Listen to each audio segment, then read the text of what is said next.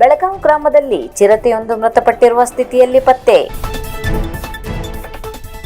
ಶಿರ್ಸಿ ತಾಲೂಕಿನ ಜಾನ್ಮನೆ ವಲಯದ ಸರಗುಪ್ಪ ಶಾಖಾ ವ್ಯಾಪ್ತಿಯ ಬೆಳಗಾವಿ ಗ್ರಾಮದಲ್ಲಿ ಚಿರತೆಯೊಂದು ಮೃತಪಟ್ಟಿರುವ ಸ್ಥಿತಿಯಲ್ಲಿ ಪತ್ತೆಯಾಗಿದೆ. ಚಿರತೆಯ ಮರಣೋತ್ತರ ಪರೀಕ್ಷೆಯನ್ನು ಶಿರ್ಸಿ ವಿಭಾಗದ ಉಪ ಅರಣ್ಯ ಸಂರಕ್ಷಣಾಧಿಕಾರಿಗಳಾದ ಡಾಕ್ಟರ್ ಅಜ್ಜಯ್ಯ ಹಾಗೂ ಜಾನ್ಮನೆ ಉಪವಿಭಾಗದ ಸಹಾಯಕ ಅರಣ್ಯ ಸಂರಕ್ಷಣಾಧಿಕಾರಿಗಳಾದ ಹರೀಶ್ ಸಿಎನ್ ಸಮಕ್ಷಮ ಪಶುವೈದ್ಯರಾದ ಡಾಕ್ಟರ್ ಪ್ರಶಾಂತ್ ನಡೆಸಿದರು. ಈ ಸಂದರ್ಭದಲ್ಲಿ ಜಾನ್ಮನೆ ಉಪವಲಯ ಅರಣ್ಯಾಧಿಕಾರಿಗಳಾದ ಉಷಾ ರಾಜು ಕಬ್ಬೆ, ಸರಗುಪ್ಪ ಶಾಖೆಯ ಉಪವಲಯ ಅರಣ್ಯಾಧಿಕಾರಿ ವಿನಯ್ ಕುಮಾರ್ ಶಿವಣಗಿ ಇನ್ನಿತರ ಸಿಬ್ಬಂದಿಗಳು ಹಾಜರಿದ್ದರು. ಈ ಗಂಡು ಚಿರತೆ ಸ್ವಾಭಾವಿಕವಾಗಿ ಮೃತಪಟ್ಟಿರಬಹುದೆಂದು ಅಂದಾಜಿಸಲಾಗಿದೆ.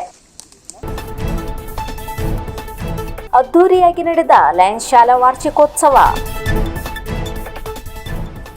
ಲಯನ್ಸ್ ಆಂಗ್ಲ ಮಾಧ್ಯಮ ಶಾಲೆ ಹಾಗೂ doctor Bhaskar Swadi Memorial Lions PU ಕಾಲೇಜಿನ ವಾರ್ಷಿಕೋತ್ಸವವು ಅದ್ದೂರಿಯಾಗಿ ನಡೆಯಿತು. ಮೊದಲ ದಿನದ ಕಾರ್ಯಕ್ರಮವನ್ನು ಸಮಾಜ ಸೇವಕ ಅನಂತಮೂರ್ತಿ ಹೆಗಡೆ ಉದ್ಘಾಟಿಸಿ, ಮಕ್ಕಳು ತಂದೆ ತಾಯಿಗಳಿಗೆ ನೋವು ಕೊಡದೆ ಗೌರವ ನೀಡಿ ಅವರ ಮಾರ್ಗದರ್ಶನ ಪಡೆದರೆ ಬದುಕಿನಲ್ಲಿ ಯಶಸ್ಸು ಪಡೆಯಲು ಸಾಧ್ಯ ಎಂದು ಹೇಳಿದರು. ಎಂಇಎಸ್ ಸಂಸ್ಥೆಯ ಅಧ್ಯಕ್ಷ ಜಿಎಂ ಹೆಗಡೆ ಮುಳಕಂಡ ಮಾತನಾಡಿ, ಇಂದು ಪಾಶ್ಚಾತ್ಯ ಸಂಸ್ಕೃತಿಯ ಪ್ರಭಾವದಿಂದ ಭಾರತೀಯ ಸಂಸ್ಕೃತಿ ಮರೆಯಾಗುತ್ತಿರುವ ಸಂದರ್ಭದಲ್ಲಿ ಲಯನ್ಸ್ ಶಾಲೆ ಭಾರತೀಯ ಸಂಸ್ಕೃತಿಯನ್ನು ಉಳಿಸಿ ಬೆಳೆಸುತ್ತಿರುವುದು ಹೆಮ್ಮೆಯ ವಿಷಯ ಎಂದರು. ಲಯನ್ಸ್ ಎಜುಕೇಶನ್ ಸೊಸೈಟಿಯ ಅಧ್ಯಕ್ಷರಾದ ಲಯನ್ಸ್ ಪ್ರಭಾಕರ್ ಹೆಗಡೆ ಅಧ್ಯಕ್ಷೀಯ ಮಾತುಗಳನ್ನು ಆಡಿದರು. ಲಯನ್ಸ್ ಎಜುಕೇಶನ್ ಸೊಸೈಟಿಯ ಗೌರವ ಕಾರ್ಯದರ್ಶಿ ಪ್ರೊಫೆಸರ್ ಲಯನ್ಸ್ ರವಿನಾಯಕ್ ಅವರು ಶಾಲೆ ನಡೆದು ಬಂದ ಹಾದಿ ಮತ್ತು ಸಾಧನೆ ಕುರಿತು ಮಾತನಾಡಿದರು. ಈ ಸಂದರ್ಭದಲ್ಲಿ ಉಪಾಧ್ಯಕ್ಷರಾದ ಲಯನ್ಸ್ ಕೆಬಿ ಲೋಕೇಶ್ ಹೆಗಡೆ, ಕೋಶಾಧ್ಯಕ್ಷ ಲಯನ್ಸ್ ಉದಯ್ ಸ್ವಾದಿ, ಸಹ ಕಾರ್ಯದರ್ಶಿಗಳಾದ Lion Vinay Hegde Basavanakatte, Lion Chandrashekhar Hegde, Lion Shyam Sundar Bhat, Lion Trivikram Patwardhan ಹಾಗೂ ಶಿರ್ಸಿ ಲಯನ್ಸ್ ಕ್ಲಬ್ ಅಧ್ಯಕ್ಷರಾದ ಲಯನ್ ಅಶ್ವಥ್ ಹೆಗಡೆ, ಲಯನ್ ಜ್ಯೋತಿ ಭಟ್,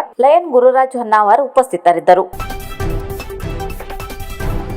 ಕಲಾ ಪ್ರಪಂಚದಲ್ಲಿ ಸನ್ಮಾನ ಅವಮಾನಗಳು ಸಹಜ, ಮಂಜುನಾಥ್ ಗೋರೆಮನೆ ಅಭಿಪ್ರಾಯ.